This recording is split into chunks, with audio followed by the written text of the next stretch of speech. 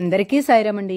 ఈ వీడియోలో శివరాత్రి పర్వదినం రోజు జరిగిన ఏకాదశ రుద్రాభిషేకంలో భాగమైన 3వ అభిషేకం ఘృతాభిషేకం అంటే నెయ్యితో చేసిన అభిషేకం అండి.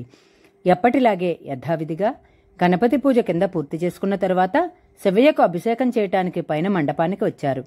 ఇప్పుడు కొద్దిగా పూజ చూసి హారతి తీసుకుందామండి. సాయిరామండి.